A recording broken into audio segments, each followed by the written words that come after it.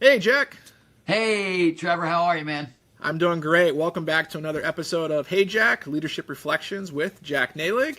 Last episode, Jack, was an amazing one. We talked all about positivity, a lot of great takeaways. But today, we have a good topic on hand here that I'm personally interested in because it's a leadership topic that I just hadn't considered. So I'm just genuinely curious to hear more insights and how you integrate this a little bit deeper in the leadership. So why don't you tell our listeners what the topic is going to be today, and let's just dive into this. The topic today of quality and excellence, and you nailed it right away. You were a little surprised about this being a topic in leadership.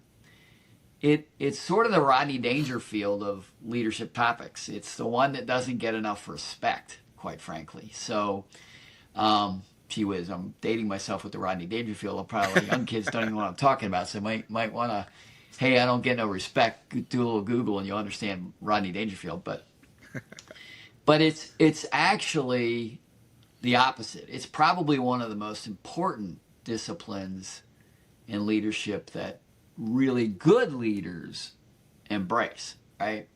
So this is a differentiator topic, right? You can be mediocre at this topic and still have a job and get by, or if you want to be a really good or great leader, you're probably going to need to lean into this topic a little more than you think. And I So, think that's a really important point here to kind of pause this.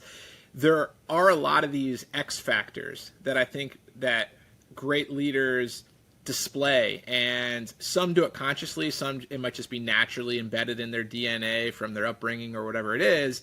And so that's why I appreciate bringing these to light, bringing these to the yeah. surface. That way people can understand it, they can hear it, they can start to make a conscious effort towards this. And I do think that's important. So I'm glad to hear that you had mentioned that this is one of those that it gets ignored, but it is so important in being a great leader. Yeah. And reinforcing that, if you ask people in any position in a company whose job it is to manage or produce quality, they're going to say, "Oh, the quality manager, it's their That's job." exactly Right? what I thought. Yep. And quite frankly, it's again the opposite, right? You need your entire leadership team embracing quality disciplines to make the company better. A quality manager can only bring the tools and do some assessment work and guide a little bit. But bringing quality and excellence to life is not the quality manager's job. It's the job of the entire leadership team. So that's why I bring it to the podcast today. It is one that's a little bit near and dear to my heart, quite frankly, because I learned my lessons in quality, the good and the bad, and I know this importance, and that's why I wanted to share it. So if you want me to just roll, the first thing we need to think about when you talk about quality and excellence is the backdrop of it. And the backdrop of quality and excellence is simply competition. And everybody watching today, unless they're in a nonprofit, and yes, nonprofits can be a little bit of competition too, like a museum or whatever. You can engage in competition, but mainly nonprofits don't have a lot of competition. But in private industry, competition's sort of the lifeblood and the killer of our businesses, right? Yeah. The competition makes you stronger, or it could make you weaker, right? So we need to acknowledge first and foremost that competition drives our businesses in a positive or a negative way. And then that's why we need to look at quality and excellence, right? Because of competition.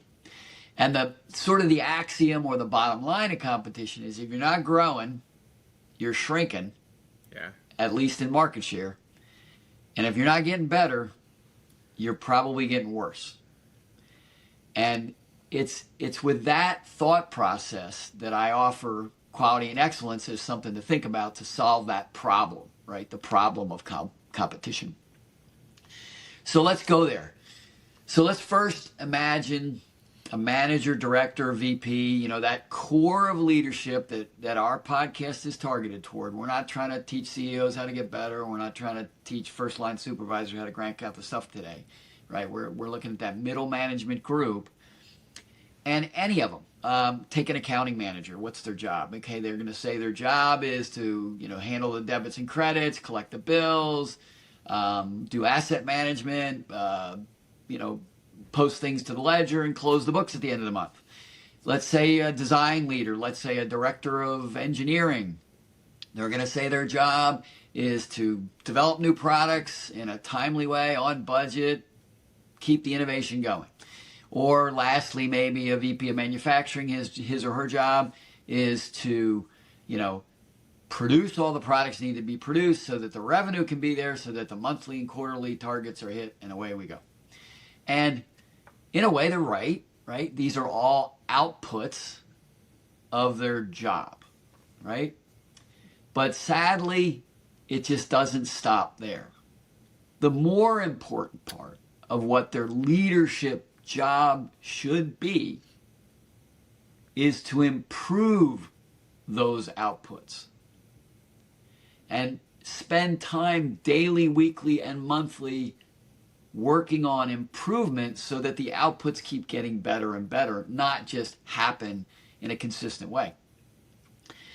So, the sad part of the story is what got them into this output job, this leading the output job, is a set of skills that they're really good at, by the way. But the improvement of the output needs a set of skills, and they're different skills. And that's where quality and excellence come in. It's a set of skills and tool sets that help you do the quality and the excellence part so that your outputs get better. And I would say it sounds almost like a mindset that you have to embrace as well. Right, exactly. Right. And that's the first part. So let's take it in two pieces. We'll do quality second, excellence first. And you said it, excellence needs to be a mindset, great word, Trevor, and an attitude, right? Of course, who wants to represent a bad product or a bad company? Who wants to run a department and not be so good at what you do? You, of course, want to be thought of as a leader that leads excellence, that does a great job for your company. So, it needs to be a mindset, it needs to be a target, and the best way to remember excellence and its tie to quality is back in the 80s when Toyota came out with Lexus, the brand. Maybe young people know this Lexus brand of cars and they think it's been around forever. Well, it was actually a launch by Toyota as a second brand. And when they came out, they had a slogan that I'll never forget, and I love this slogan today. I think it's the best quality and excellence slogan ever. And their slogan was, and I don't know why they ever dropped it, but it was the relentless pursuit of perfection. It's a great one. It's just so powerful. It has that excellence target in it, the perfection part, but it really sums up quality in the first part. And that summing up of the quality part is the relentless pursuit of perfection. And it just tells you they're going to try to get better every day. And as a consumer hearing that, it puts belief in me. Right. With the company. You acknowledge nobody's I acknowledge it. You I hear it. If someone says, we're the best of the best of the best, no one's as good as we are, you kind of say, well, I'm going to look for somebody else because maybe there is a better one.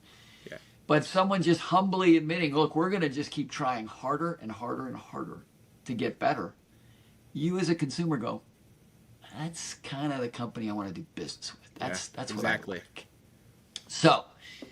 So now to quality. Quality addresses that pursuit part, right? Now let's step back again. If I ask all those leaders out there about what their job is and whatever and who's in charge of quality, you could also ask them, what is quality? And most of them would give you some, well, it's good versus bad, right? High quality product, out of the box is always perfect, or it lasts forever, right? In my old company, we offered a limited lifetime warranty because we found that our products lasted forever. I was just about to reference that. Yeah. That's a big step to back up the pursuit of excellence and quality and so forth. Well, the lasting forever part really is just the measure of quality. Is it good or bad? It's not about the pursuit because it lasts forever, but because it lasts forever, you probably are doing the improvement part right. So exactly. It's the underlying X factor. you could say a cup of water, here's a cup of water, it'll last forever, and there's not much pursuit there, right? It's just what it is. So if you go back to that, right, they'll think it's about good or bad. But it's more than that, right? So at its minimum, it's predictability. That's the good or bad, right? Predictability meaning there's a low quality brand, as long as they keep making low quality stuff, you go, that's predictable, that's who they are, but it's cheap, so I buy it. In a weird way, that's quality. Or a high quality brand. You say, well, they pay more, that's high quality, that's good, so that's predictable. But really, the best way to think of quality is, are you getting better? It's the better part. It's the pursuit part that we mentioned earlier. So when people think of quality as a leader, they should think about not the good and the bad part. That is true, it's there, but they should think, if I'm a good quality leader, I'm working to improve what my team does, what this company does. And that's the setup of the way we ought to think of quality. Now, let's go back in history again. You know, in the 80s and 90s, quality became a big topic in this country. And once again, the automotive industry is usually one that is an icon and reveals things. And the Japanese were beating the U.S. companies in quality, and they were gaining market share like crazy. Their cars were just better. So the country came up with the Malcolm Baldrige National Quality Award. And so it was an award system and a beauty contest, and said, gee whiz, why don't you apply and we'll tell you if you're a winner. You know, that kind of thing. Like the Oscars of quality. Well, the good part of it was there was this assessment document that told you a bunch of best practices that people did in every discipline. And it was by sections. And you know, you had to answer these questions, all these questions about what your company does, and you'd fill it all in, and then they'd give you a grade. And it was in the hundreds. I think 700 and greater was a great company, and 400 and less was a horrible company. But the beauty of that thing, and this is what it did do right, was it was a template or a document to say, wait a minute, we don't even do that thing that you're asking me about. So then people started doing the things that you needed to do to be a great company. So it was a great pilot's checklist, if you will, of, gee whiz, go do this stuff. The award was the award, but people would buy this document and just start making their company better, even if they never applied for the award. So that was the great news. It died off, and it died off mainly because ISO, and a lot of people know what ISO means. Their company is probably ISO certified. ISO came along, and it was that same idea. It was a whole list and certification of what you need to do. But the certification part became part of it. And then you had auditors that would check you yearly or every triannual, every third year, to make sure you're doing what's in that document. And then the beauty is they made it about improvement. It actually started only as, do you document what you do? Do you have policies, procedures written down so the workers know what to do? And then do they do what you document? That's how it all started with ISO. But then they bolted on the third part, which is, do you improve what you do? What you do. And it sounds like they went from, this is now the standard, or the minimum expectations, another way if you want to frame it a different way, to now we're rolling out realizing there's a need for improvement. Right. To go above and beyond. Right, exactly. And so then, after everybody started embracing ISO, building all their nice procedures, that it was a massive effort in everybody's company to even document what they do. A lot of people had people doing stuff that wasn't even written down. They just told them to go do it. So there was a big documentation job. And then there was this training people on the documentation. And then there was the involvement of people to improve it. And then came along Lean and Six Sigma. They were big disciplines. The Japanese used Lean. Now Toyota uses the Toyota production method, which is based off of a lot of Lean principles. But Lean and Six Sigma simply answered the question, how do I improve? What's the right way to improve? Okay, I want to improve, but what is the toolkit to improve? So then everybody started embracing Lean and Six Sigma, and then that sort of brought the ISO world to life, right? Companies were actually really getting better and at a fast pace. So, and then you bolt on one more, I would say Agile is a great one now for design efforts. Agile in software and design, how to design things better and faster. So that's another discipline that's come along. So that's sort of the story of where you go from excellence to quality. And the way to sum quality up, there's an acronym. So maybe, we all love acronyms to help us remember, and not Lean Six Sigma, Agile, ISO, Macro. That's hard, right? But at the fundamental in all of the lean processes and all the quality improvement philosophies is this concept called DMAIC.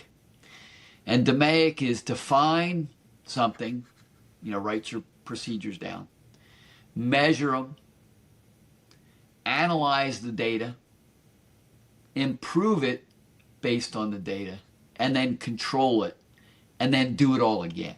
Do it again. Right? Just repeat the So process. it's called DMAIC, DMAIC, and it's sort of the summary icon of the whole quality movement to me. And so if companies don't know or leaders don't know what DMAIC is, that's your first eye-opener on today's podcast. If you are a leader today in any decent industrial company, manufacturing company that we're talking about, and you've never heard the name DMAIC, you've got a lot of work to do in your mind to become a better leader on quality and excellence, because it is the fundamental of any team. You could be an accounting leader, a sales leader, marketing leader, an HR leader. If you're not doing DMAIC, then you're not working on making your company better, and that's the challenge. So, yeah, and so that's the quick story. Go ahead. No, I was just. I think that's a great point that you just mentioned, that this can be applied at an individual role level. Yeah. From a leader standpoint. And I think naturally, coming into this episode, I always just think of quality and excellence related to the physical product itself. Right. Because that's just kind of what we've had, pushed to us. And the content we consumed has always just been in that context. But now when I look at this, I look at it from this lens of, if you look at companies that are consistently growing up and to the right, there's probably traits in there in some way, shape, or form they've got ingrained within their culture, within their vision and philosophy, to constantly be focusing on quality, excellence, and ongoing improvement. Yeah. Versus some companies might have great years, but there could be an outlier event, right? Yeah. And so I really think when you pull back all the layers here, this is so important for leaders, because if you can get everybody on board focusing on quality and excellence, that is ultimately what's going to take those companies up to the far right. And one thing I always appreciated that you did was have these quarterly business update meetings, where you would bring in the entire company and you would show us, what's going well, what's not going well, what we're focusing on. But it was this sense of alignment that you would walk out of these meetings and you could just even hear the chatter around. Nobody felt like it was doomsday, even if it was a tough time in the economy or something like, because everybody knew, hey, that's the information we received, but we have a plan in place, and we know we're striving for quality and excellence. There's a target there, and I think that's honestly one of the key things to keep companies moving up and to the right in that growth chart and longevity, I would even say. Well, and you hit it. Individual leaders can participate in the improvement of the company through quality and excellence work. But when you ask most people, what drives your company's growth, they would say one of two things, right? They would say innovation. Mm-hmm. What is our product or service, and is it cool and different? So the innovation part. And then the second would be strategy. Oh, we're really cool in our strategy. We deploy it differently than other. We found a niche, or we do this, or we do that. So most leaders in the company go, well, it's our innovation, our strategy to help us grow. well, if you work on quality, and you're an accounting leader and you go, well, we don't do that much in the innovation and the strategy part. That's the boss's jobs, and we just go process the money and make sure everything's flowing nicely. So, but if the accounting manager thinks, wait a minute, what if I can do our job faster, lower cost, less errors, less waste? It provides capital and investment money available so that we can do those other things better. Yeah. So really, it's you're right. It's a grassroots discipline that all leaders should embrace. It's as important as things we mentioned earlier in previous podcasts as ethics and integrity. It's that grounded, and it's just an amazing discipline that if people do it, they'll get great rewards. Back to your quarterly meetings that you enjoyed at our former company. We also created another meeting, which was quality management reviews, and now they're called out at ISO. And what those reviews have to be is they're not quarterly. I think they're 3 times a year. You have to have these meetings. It's prescribed in the ISO documents. It's getting the upper management together to review all the metrics of quality. To sit there and say, are we happy with this?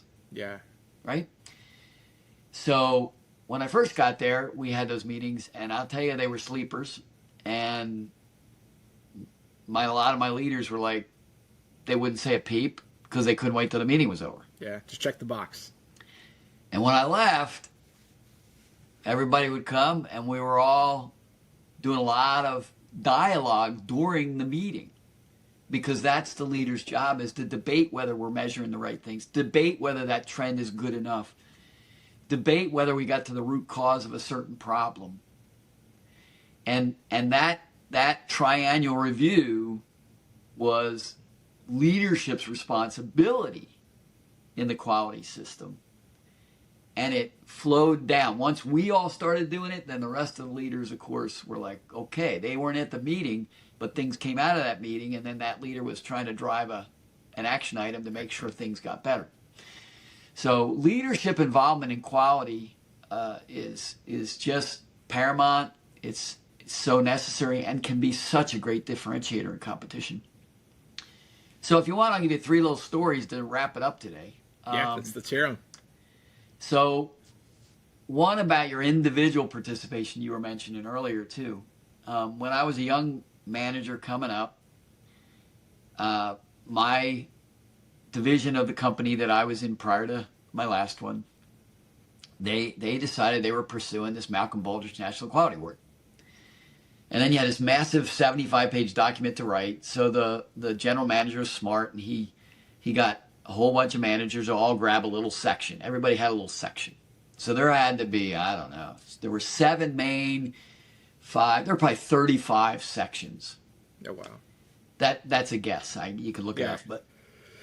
And so we had 35 managers, leaders, writing a little section. Everybody's writing their section. So we put it all together, and then the big general manager was reading the whole document. I got 7.6.2. And the last one was 7.6.3. So I was like second to last. Okay. Because I was just this little green manager and an unimportant kind of person.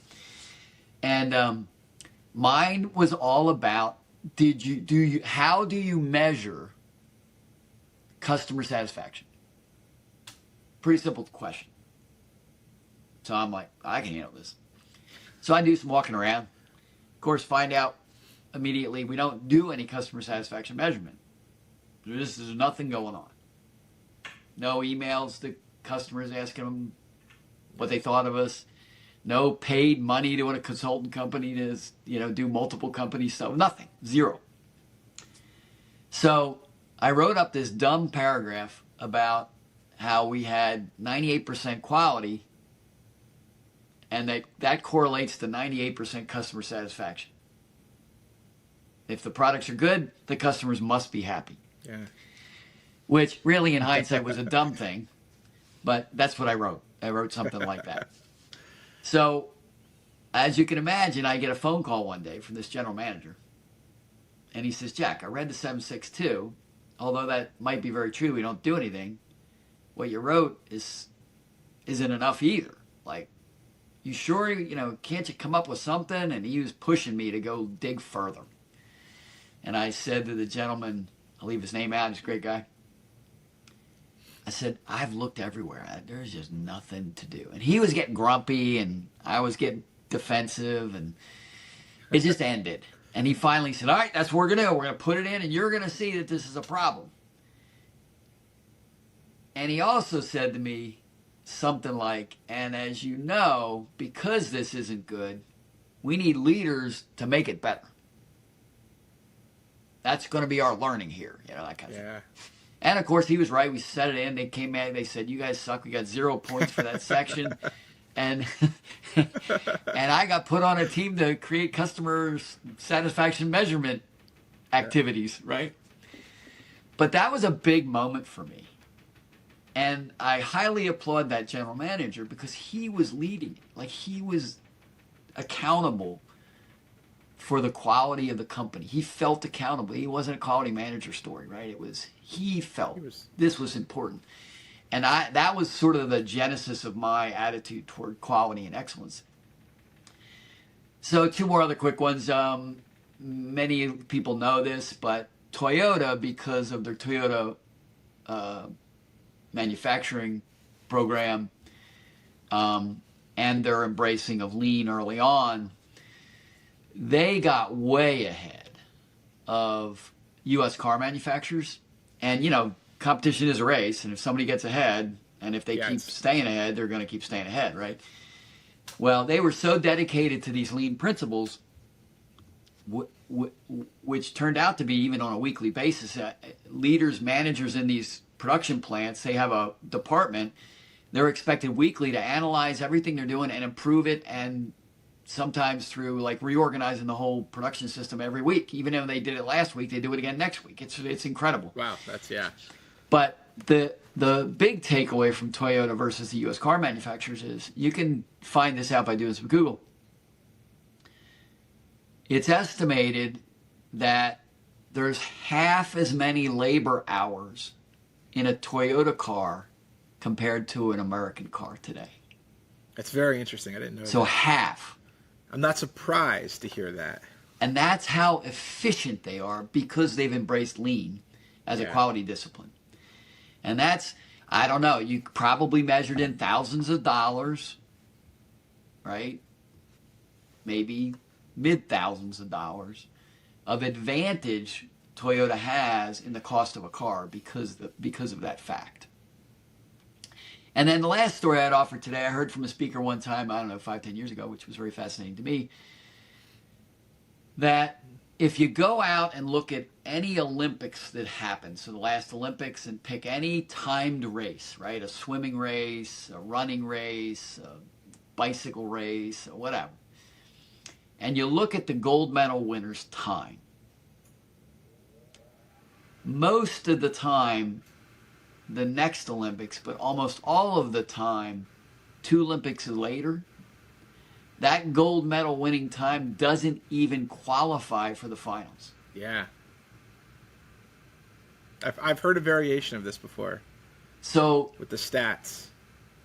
So you can't tell me quality and improvement and excellence aren't important. If you want to win a gold medal, you know they are. Yeah. You know they are. So those would be my 3 offerings of a story today.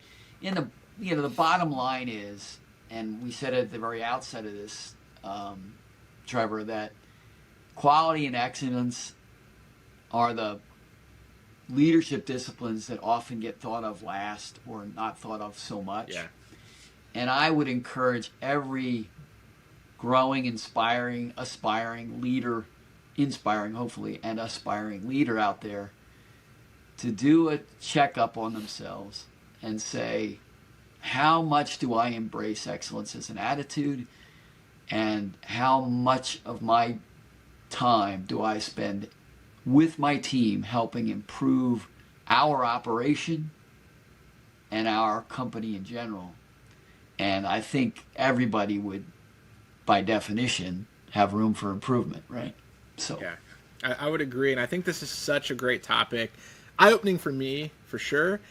I think this is something we can talk about in a future episode, but the key difference or differences or, approach, there's probably many different ways to approach this, but you have managers and then you have leaders. And right off the onset here, this to me is really embodied within a leader.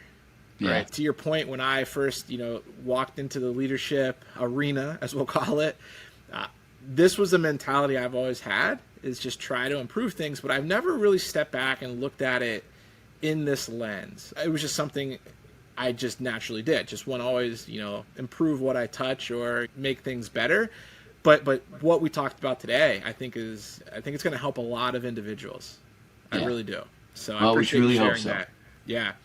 So that's it for today. Hopefully everybody listening learned something here today that you can implement. And we'll see you on the next episode. Thanks a lot, Thanks, Jack. Trevor. Go lead, everybody. Yep, go lead.